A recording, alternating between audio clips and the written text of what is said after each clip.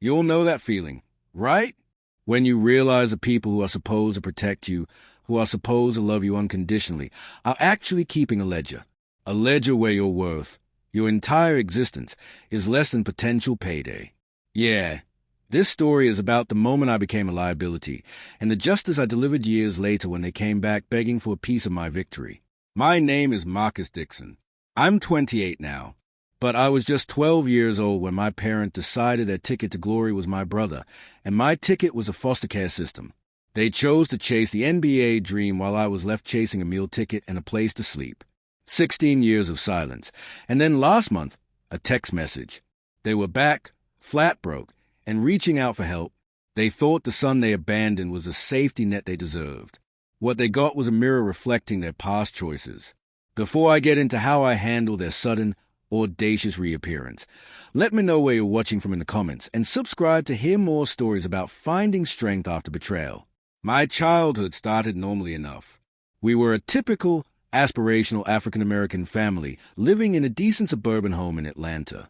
My father, William, was an operations manager. My mother, Lisa, worked in healthcare administration. Our life wasn't luxurious, but it was stable and loving, at least in the beginning. My brother, Darius, was 4 years older, and from the moment he could dribble a ball, the dynamic was clear. Darius was a star. He was built for the game, athletic and gifted. I, on the other hand, was a quiet one, the nerd who was always messing with computers. Our shared bedroom had a clear division. His side was covered in posters of LeBron and Kobe, stacks of new sneakers, and trophies. My side was a clutter of circuit boards, coding books, and science fair ribbons. We had traditions that made me feel secure. Every Saturday morning, Dad would put on his classic jazz vinyl and fire up the grill for his famous jerk chicken breakfast sandwiches. During the summer, we'd pack into the minivan and drive up to the mountain for a break from the Georgia heat. Mom would take us both to the mall for back-to-school shopping, making sure we each got a special outfit. But even then, the scale was tipping. When I won the coding challenge in 4th grade, they took me out for a quick ice cream, and my certificate went on the desk. When Darius won the regional AAU tournament, we had a block party, and his trophy went on the mantelpiece, illuminated by a spotlight. Everything changed when Darius turned 10. During a summer basketball clinic, a recruiter for an elite travel team pulled my parents aside. I remember watching them from the sidelines. Their faces went from polite interest to stunned, almost desperate excitement. That conversation was the beginning of the end of my childhood as I knew it. "Your son has superstar potential," the recruiter told them. "But potential needs exposure. It needs the right circuit." From that moment on, our family dynamic fractured. Darius started flying out of state for tournaments every weekend. My parents became regulars on the AAU circuit, sitting courtside with their eyes fixed on Darius's every move. Family dinners revolved around box scores, flight times, and the next big scouting showcase. I was only 8 then, too young to fully understand the financial strain, but old enough to feel the emotional shift. When I try to talk about my new programming project or the robotics club, I get distracted nods or a quick, "That's nice, honey, but Darius is a 6 a.m. flight tomorrow, so keep it down," before the topic swung back to my brother's future millions. As months passed, the family budget tightened. "The circuit is expensive," became the new mantra. My request for a decent refurbished laptop was gently denied. "Maybe next year, Marcus. This year, we need to invest in Darius's elite training camp in Vegas." By the time I was 10, the favoritism was a wall between us. My parents missed my state robotics competition because it conflicted with Darius's national showcase. I stood next to my perfectly engineered robotic arm, repeatedly looking toward the auditorium doors, hoping they'd walk in at the last minute. They never did. I won first place, but the trophy fell heavy and cold without anyone to share it with. "We're so sorry we missed it," Mom said later that night, giving me a quick hug. But guess what? Darius got MVP and a full ride offer to a prep school in Florida. Isn't that wonderful? My own interest received minimal support, but hundreds of dollars were spent on gym fees, personalized trainers, and designer sneakers without question. I remember lying in bed, listening to them praise Darius's dedication and talent in the next room, wondering what I needed to do to earn that same attention. I started bringing home perfect test scores and doing extra work. I even tried playing basketball, thinking maybe that would make them notice me more. I was terrible, too short, too slow, and my passion was code, not the court. The coach was kind, but suggested that Marcus might enjoy an activity better suited to his excellent mind. When Darius turned 16, everything accelerated. A representative from the elite basketball academy in Miami saw him play. He approached my parents afterward, talking about a 2-year intensive program that virtually guaranteed a top-tier NCAA scholarship. "This is it," my father announced. "The path to the league." Our house erupted into non-stop excitement and planning. They started making phone calls about taking immediate, indefinite leave from their jobs and leasing an apartment near the Miami campus. What about me? I finally asked one night at dinner, "Will I be going to school in Miami, too?" The sudden silence and the uncomfortable glance between my parents should have warned me. "We're still figuring everything out, champ," Dad said, his voice strained. "This is all happening very fast." But they weren't figuring out how I would fit in. They were figuring out how to leave me behind. It was a Tuesday evening in April, a month after the academy's offer. I came home from school to find them sitting at the kitchen table, Darius nowhere in sight. "Marcus, we need to have an important talk with you," Dad said, his voice strained. "You know how important this opportunity is for Darius," Mom continued, her knuckles white. "This could determine his entire future. These kinds of chances don't come twice." I nodded, my stomach sinking. "We've made some difficult decisions." Dad jumped in. "Mom and I have both arranged to take leaves from our jobs. We're going to need to be with Darius in Miami for his training." "When are we leaving?" I asked, already thinking about saying goodbye to my friends.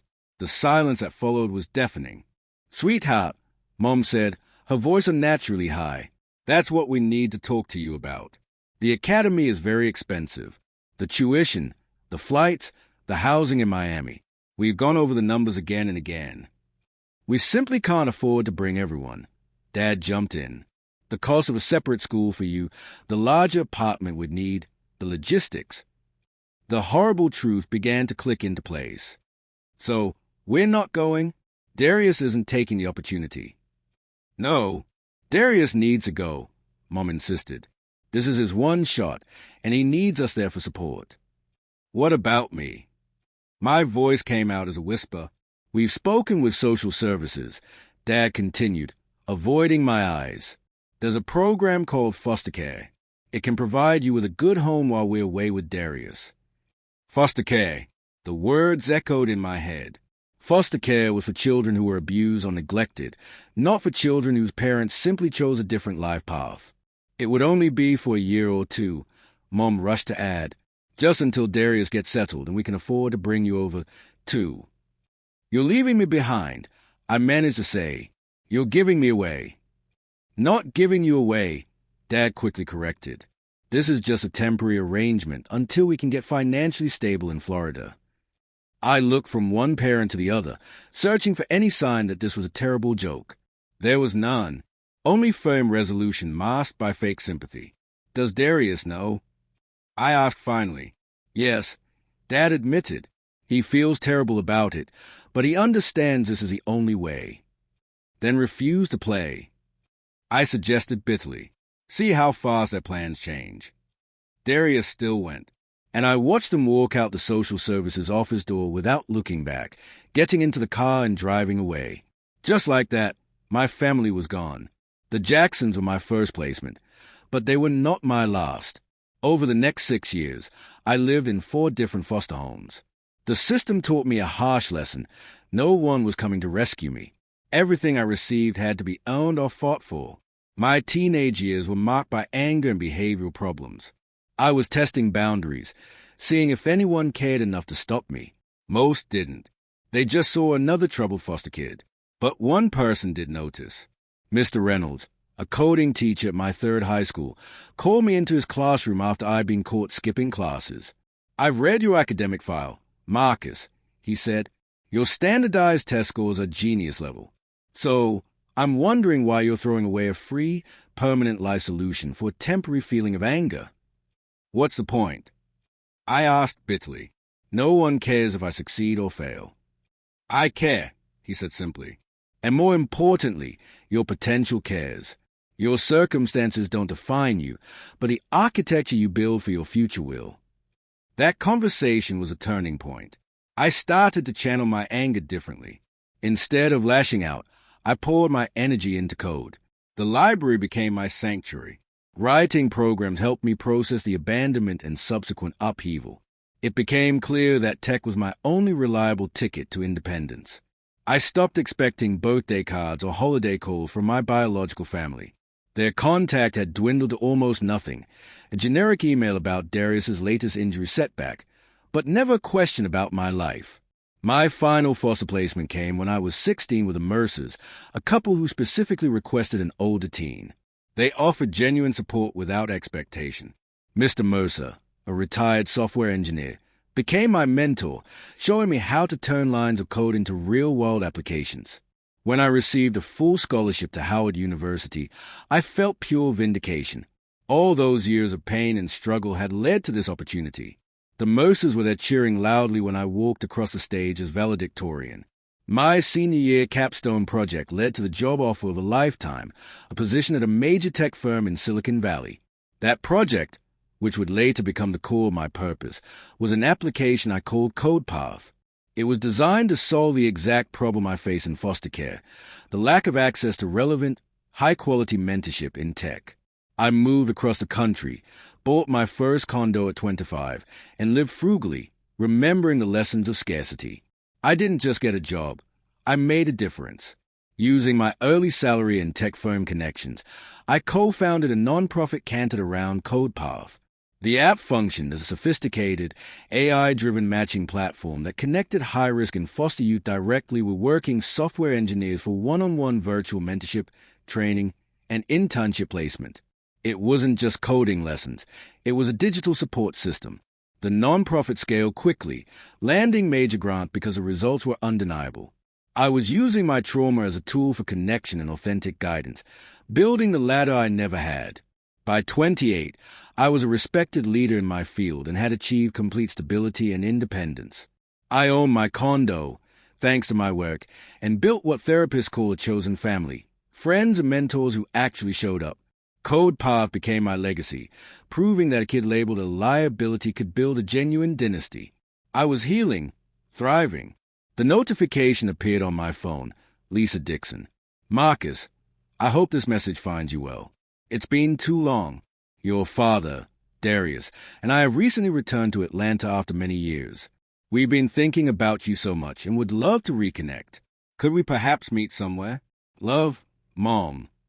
I stared at the message. No acknowledgement of abandonment.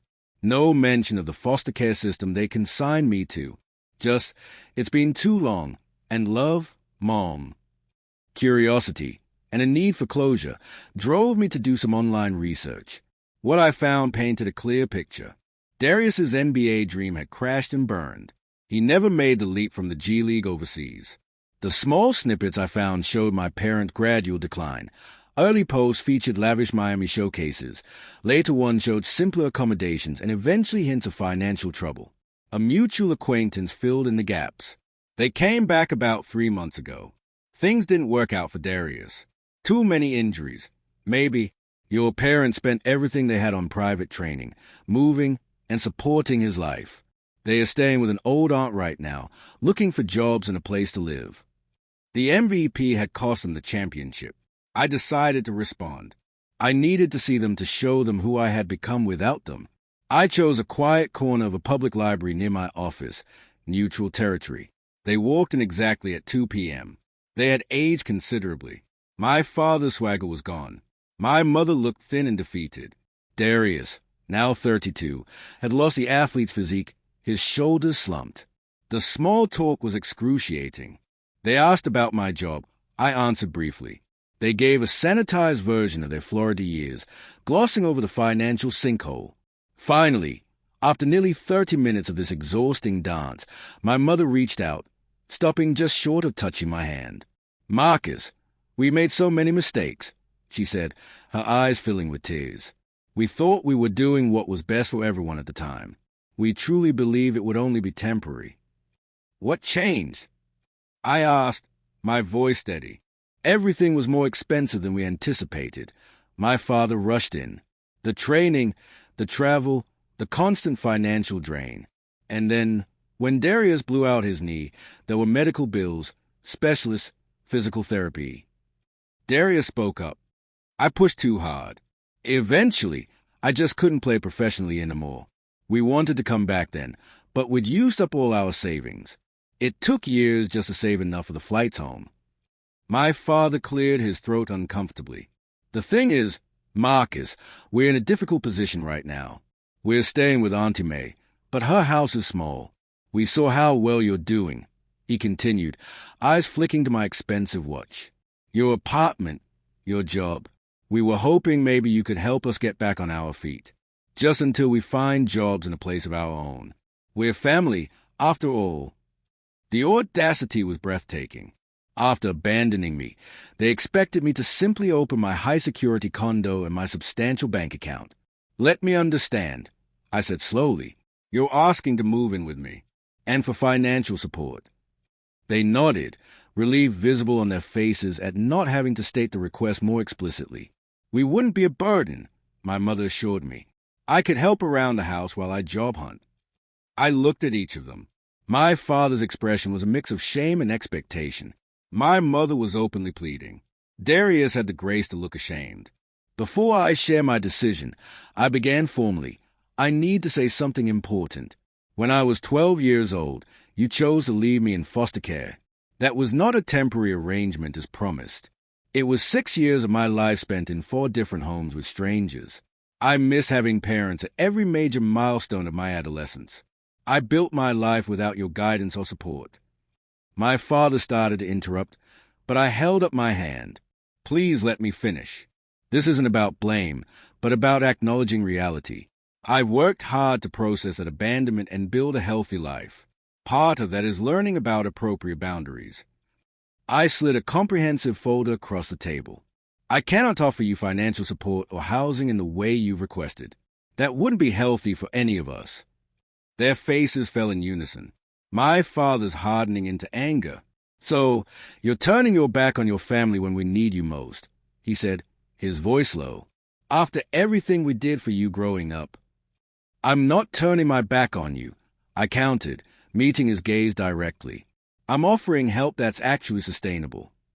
I tapped the folder. This contains information on job placement services specifically for older workers. There are listings for transitional housing programs, and there are financial counseling resources that can help you rebuild credit. Then I pulled out a small envelope. Additionally, I paid for 6 months of weekly family therapy sessions with a specialist. If you genuinely want to rebuild a relationship with me, I'm willing to attend these sessions with you. Darius spoke up. You're offering therapy instead of actual help. I'm offering a pathway to independence rather than dependency, I corrected gently, and an opportunity to address the past honestly if you want a relationship moving forward. That's the only sustainable way.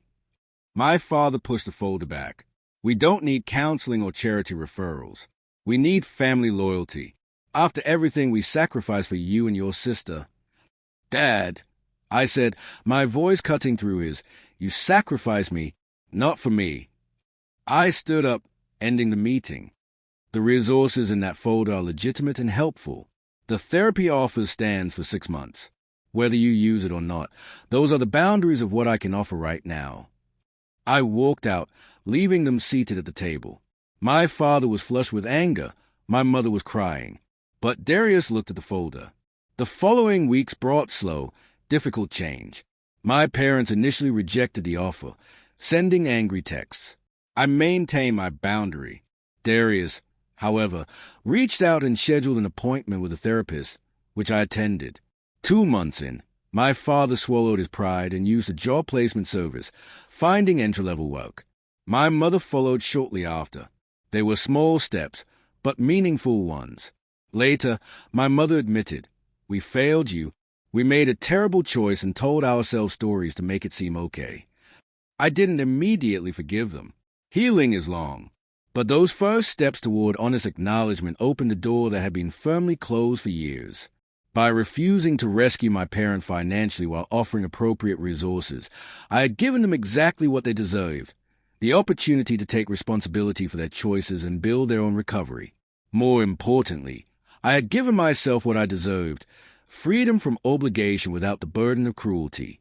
The cycle of family dysfunction had stopped with me,